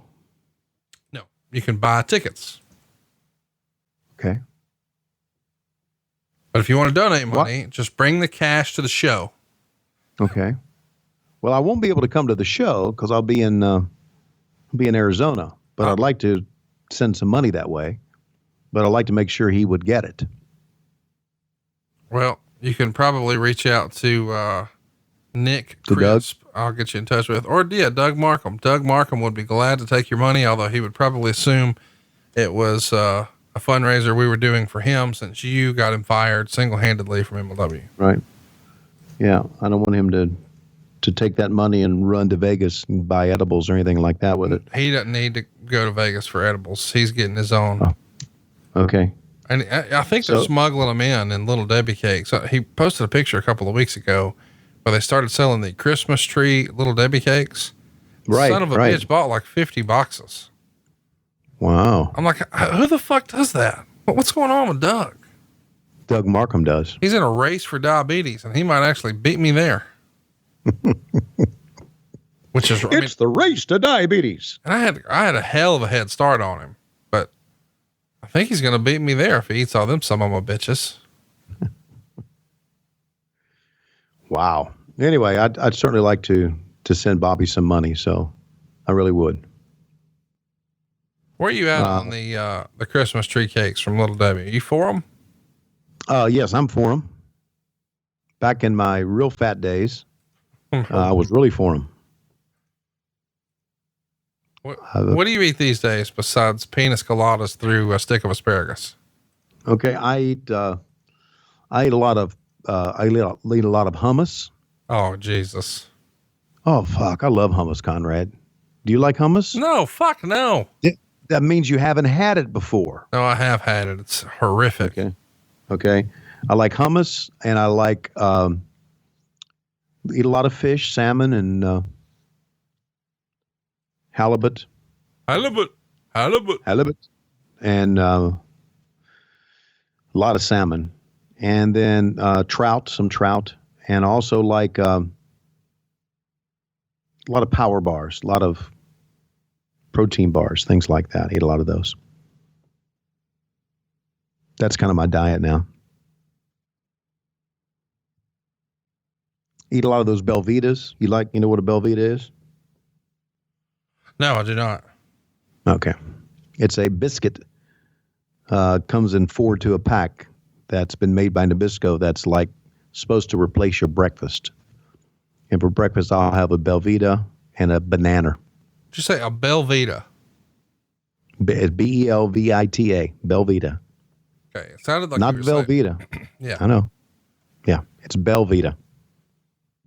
Oh, or it could be Belvita. I don't know. It depends on how you pronounce the A. I don't know how you pronounce the I say Belvita like a but it may be Velvite. Dude, I don't. This is Jamie Lee Curtis breakfast. This is for women, dude. This is for old ladies. No, it's not. It's good. You just need some calories in the morning. You don't have to sit there and eat like a side of bacon and 10 eggs and country fried gravy on biscuits and slathered in butter. You don't need that shit. Just a Belvita and a banana. That's all you need. Maybe a cup of orange juice, 8 ounces at the most, 160 calories. That's all you need.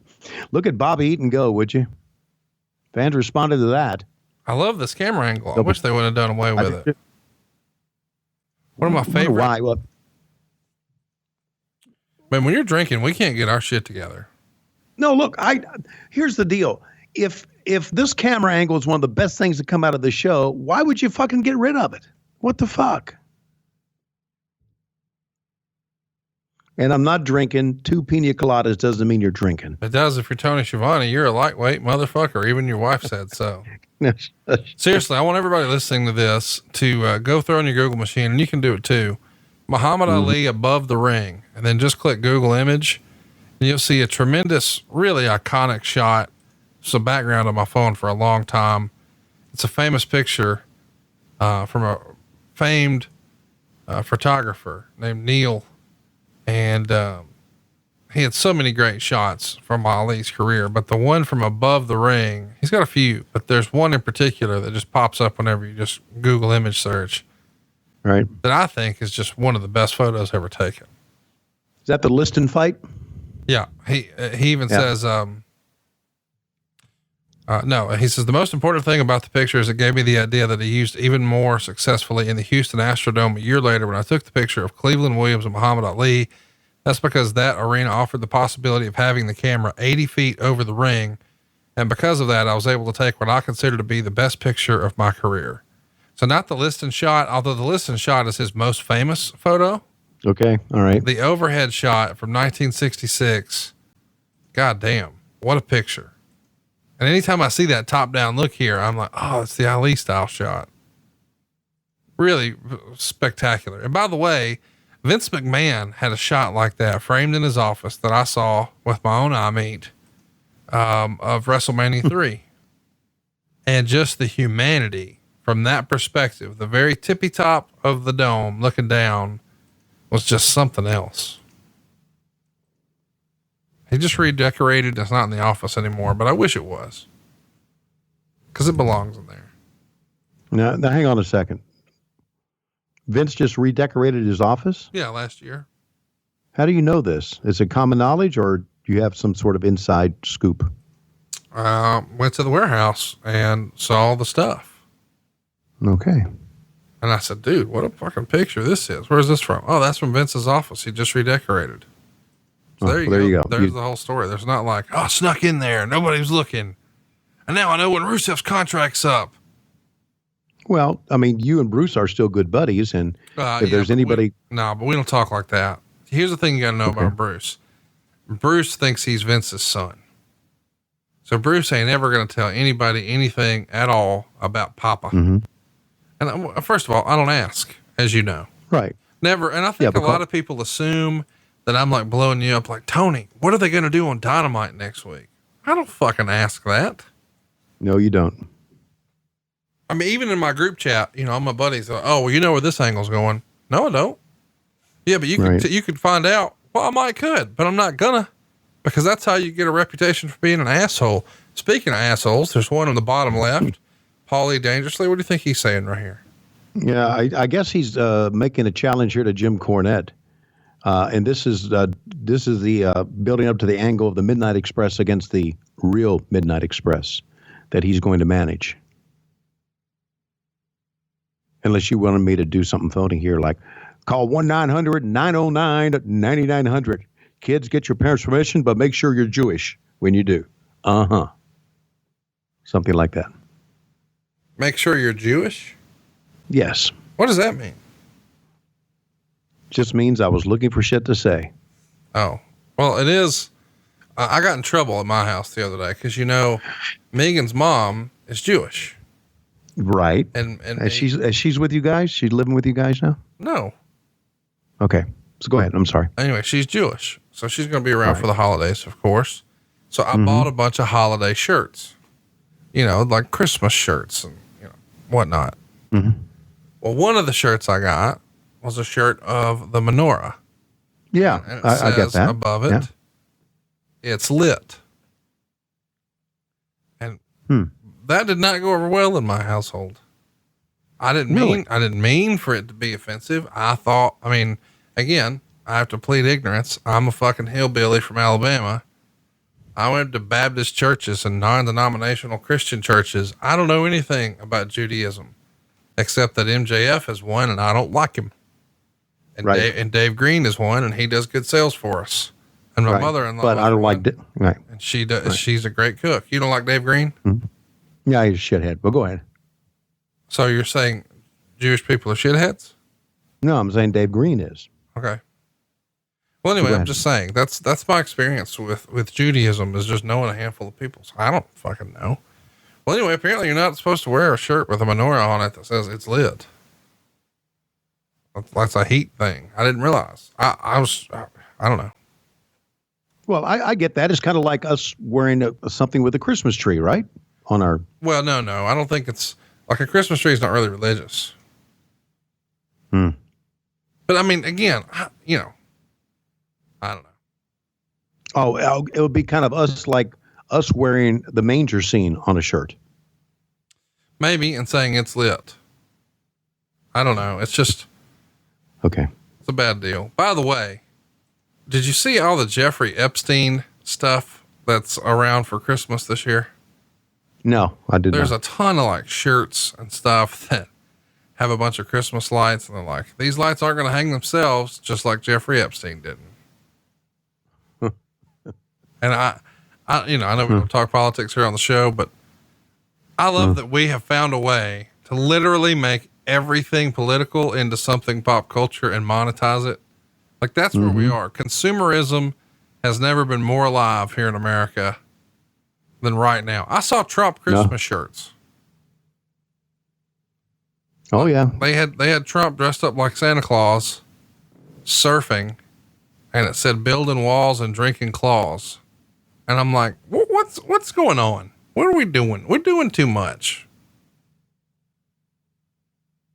No, we're not. Look, just look around and look how much money is out there. I mean, and how much money is being spent on terrible shit. Why not be a part of it? No, I agree. At lowestrules.com, we are definitely doing our best to do that. I should mention that right now we have a Sex Man Tag Team title belt t-shirt. Oh my God.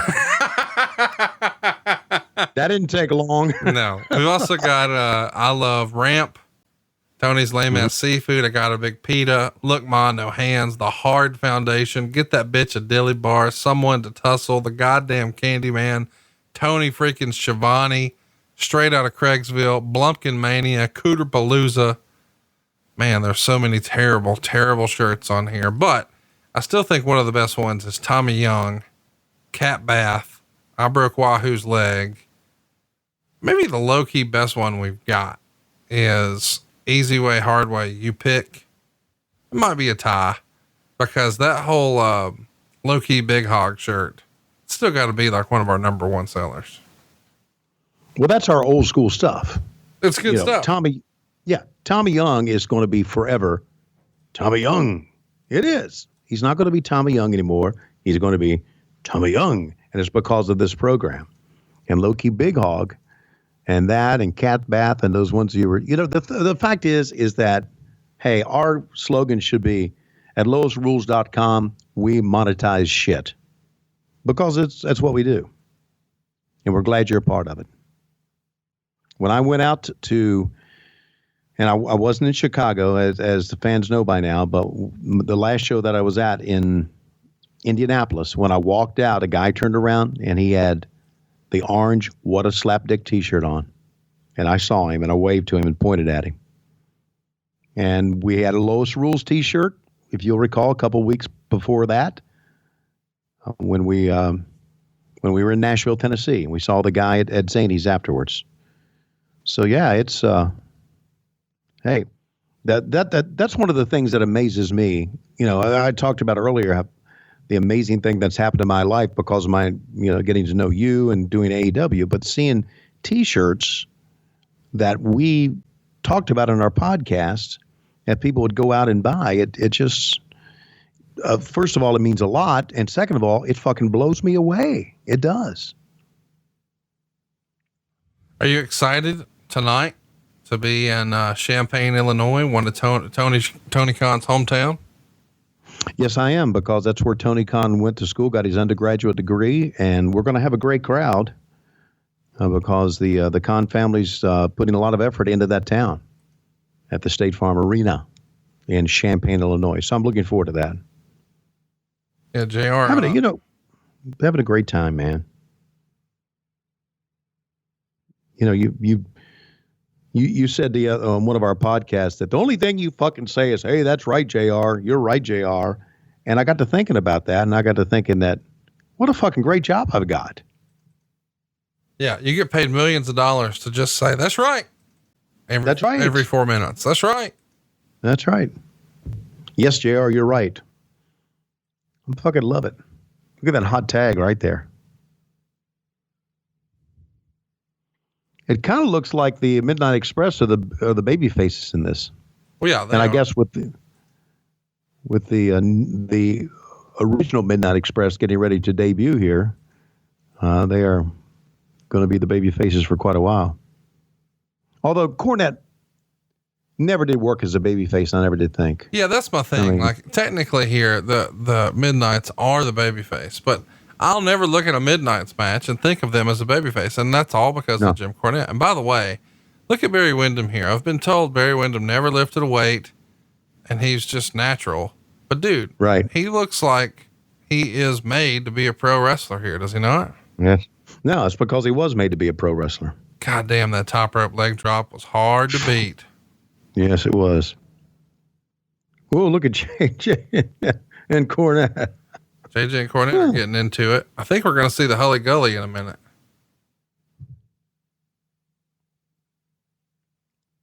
Windham won it.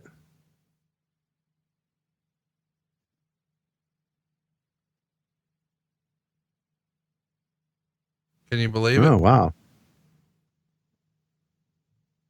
The match is well, at over. least they had a finish, right? 17 minutes, 41 seconds.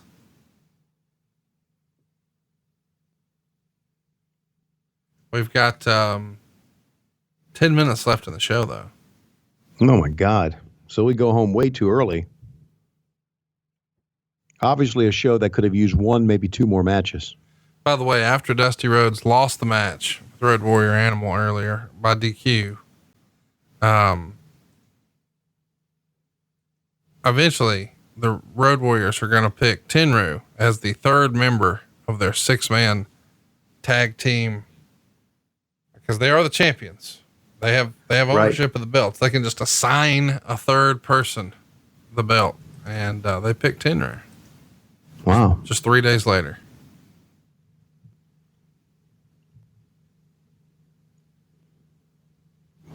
I think it may be Tin Rouge belt that I have in the attic somewhere. I'm tired of hearing about this fucking belt. It's just mean at this point. No, it's not mean. I'm just giving you facts. I like to throw out facts. Here's a fact. You're never going to give it to me. Here's a fact. If I can find it, I will. Here's a fact. I feel like that's a conversation you and Lois had. She said, you're never going to give it to me. And you said, if I can find it, I will. And then Manscaped came along. He finally got rid of Davy Crockett's hat. Uh-huh. And then Blue Chew came along. Oh, speaking of that, let's just play the audio here. This will not be, we can't make it better. It's Tony Schiavone and Jim Cornett. What you had right there was 4 guys that are the best in the world at what they do, and they got in the ring and they beat each other half to death right here in Chattanooga, Tennessee, brother. And just like I told J.J. Dillon, let him play, let him go, because Ric Flair, whatever anybody else thinks of him, he's the best wrestler that has ever set foot in a wrestling ring. Barry Windham come into his own at the Midnight Express, I still claim, and they proved it there. Are they equal or better of any tag team combination that's ever been in this sport? That's why I said let them go. Let's see what happens. And they beat each other half to death, and Bobby Eaton proved he's been fighting since he was 5 years old. You can ask anybody in Huntsville, Alabama, and he stood toe-to-toe with you, Ric Flair. And Stan Lane, he's got more guts in his little pinky than Barry Windham does in his whole stinking body, because Stan Lane stood toe-to-toe with Barry Windham. So it was up to J.J. Dillon, and J.J., I had my eye on you through the whole thing. And I knew when I come over there you were trying something sneaky, so I give you a whop. Little did I know that shoe was going to fumble its way into the ring, and Ric Flair picked it up, and that's the thing that I can't stand, that I can't believe, that Ric Flair, you had to stoop, because you know you were about to be embarrassed on national television. You had to stoop to taking J.J. Dillon's shoe and whopping Bobby Eaton in the head with it. Well, let me tell you something. There ain't going to be nothing like that going on at Starrcade, because if you get disqualified, Ric Flair, you're going to lose that title. And in the meantime, J.J. Dillon, I'm going to say this to you. The Midnight Express proved beyond a shadow of a doubt just exactly how good they are. We've already started fixing the Horsemen. There's 2 of them left, and that's Flair and Windham. And JJ, if you've got the guts to sign a contract, we want another match. Maybe bring it back here to Chattanooga, Tennessee, brother. And we are going to fix Ric Flair and fix Barry Windham. Because for the past 6 weeks now, the Midnight Express and Jim Cornett have got dumped on, and dumped on heavy. We got beat for the World Tag Team titles through questionable circumstances. You got the original Midnight Express brother coming here and think they're going to do something. And now this. Well, let me say this. We are back in business again. The Midnight Express and Jim Cornett, bigger and better than ever. And we're going to get our self-respect back. We are going to take the first step, the tip of the iceberg, toward paying all the people back that have jumped on us in the past. And all the people out there across America who have seen fit to put aside their personal differences and support us. Brother, we're going to pay the people back. We're going to beat some people up for you that have seen fit, no matter what we said, no matter what we've done, to support us, because you know we're right. Thank you very much. All right, Jim Cornett, thank you. Let's go back to ringside. Boy, that was the most babyface promo perhaps he's ever cut. And you know, the number one tell to me on if a guy's cutting a babyface promo is if he says the town he's in. Right. Right here in Chattanooga, because that's unnecessary as fuck, but he knows, oh, they're going to cheer for that. So let's slip that in. Well, it was a good guy to fill up some time of a show that went too short. And now they're going to go back and show some of, I guess, what went down. But yeah, as great as Cornette can talk, and he certainly is one of the greatest talkers of all time, the heel Jim Cornette interview is much better than the babyface Jim Cornette interview, in my mind. Nobody got heat better than that dude. Nobody. Hey, you know what? Since we're at the end of the show here, we should mention, Jim Cornette got in a little bit of heat. Yep. Do you know what happened? Do you have a comment? I have no comment on that. No. All right. We'll just be quiet here. It's an awkward silence. No, it's just that Jim Cornette's my friend, and I hate that he made a mistake, and I hate that he suffered for it, and I hate when bad things happen to my friends. I do. So that's all I got to say about that. Wasn't sure if you and I were going to talk about it or not, but there you go. And there are two of my friends right there right now. By the way, I have the best fried chicken place on earth in Huntsville. You and I've talked Is about the place it that I before. went to? We'll plug it again. Yeah. G's Country Kitchen. If you're ever in Huntsville, go out of your way. It's on Oakwood Avenue. That's capital G apostrophe S Country Kitchen. You can eat whatever you want as long as it's a fried pork chop or fried chicken. They got other shit, but that's what you need to get. And, it's even called the best soul food in North Alabama. And I won't be arguing that. What the fuck? Are we going back to us again? Yeah. It's our fourth Lex Luger interview. And of course they're going to be talking about Ric Flair and how he may be feeling just 2 weeks away from his world title defense against Lex Luger. And I get it because it's the world title match, but Luger was always a terrible talker. So why continue to run him out there? I guess the answer is you're going to make make more attention and elevate the world title, make it seem more important. But man, it's still Luger, who was not a good talker. So what we do, just keep him talking, right? Yeah. And the disqualification rule is waived, which means, I guess, no disqualification. I want to give everybody a quick rundown of what we got coming up here on the show. We appreciate you tuning in for Seasons Beating. Sorry, this was Tony's worst episode ever. We'll see if we can. Wait, no, what the fuck? It was not my worst episode ever. You're right. Nothing will be worse than your Steve Austin effort. Well, okay. Starrcade 89 is next week. It went down on December 13th, 1989. That should be fun. The following week, we're going to do December 20th from 1999. This is when the NWO 2000 was formed. Bret Hart will be a part of this, Jeff Jarrett, et cetera, et cetera. Christmas Day, we're coming your way for the Massacre on 34th Street, which was an ECW pay-per-view from December of 2000. And then on New Year's Day, we're going to do something really fun. We're going to have you watch for the very first time Mick Foley win the world title. We'll do a watch along with that.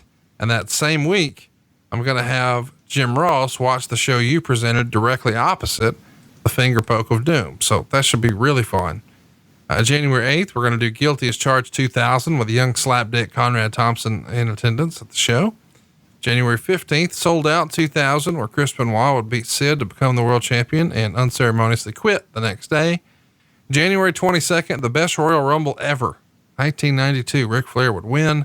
January 29th, Rey Mysterio is going to win the 2006 Royal Rumble. And since he got his name in front of most Americans for the first time for WCW, we'll show that to Tony Schiavone for the very first time.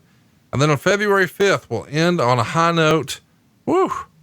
The main event, Hulk Hogan, Andre the Giant, the double Hebner referee gimmick on NBC. What a show we've got planned. And, there's a lot of meat on the bone. Does one of those stick out to you that you're really excited about? Yeah, I'm really excited about the last one you talked about. I want to see the double Hebner referee angle again, because I remember seeing it, and this was about the time right before I started working for the WWE. I just thought it was a tremendous angle. To me, it's one of the best angles ever. So I'm looking forward to watching that, because a lot of times you remember it in the mind's eye, and then when you watch it, you get a whole new perspective. So I'm looking forward to that. I feel very good about the fact that you're pretty confident that I'm still going to be alive in February. So thank you for that. I look forward to that. So yeah, we got a lot of good stuff coming up. I promise all you keyboard warriors out there, when we see the Mick Foley win the world title, I will not say the term butts in seats. So there. Well, I'm going to try to bring my energy to the Tony Schiavone level. Tony. My energy wasn't up today? Tony, when I look at my clock, I realize it's about that time. Conrad, you're exactly right. And we have been watching Seasons Beatings, Clash of the Champions. And we have been watching it through the eyes of a very low-key, subdued Tony Schiavone on this beautiful Wednesday once again. And I do want to say that we hope that you will go to don'ttellbobby.com to help support our friend, beautiful Bobby Eaton, and also help support our good friend Doug Markham, who Conrad had fired from MLW. And we'll see you next week on What Happened When. We are on Westwood 1 as well as on Patron. Hogan and Nitro, New World Order and the Crow, Thunder Russo, Arquette Champ, Vinnie Mac, simulcast. Tony's back with Conrad, not your classy podcast. Watch along, try not to laugh. Lowest rules, cat back. This wasn't the initial plan. Tom Zig's a good look.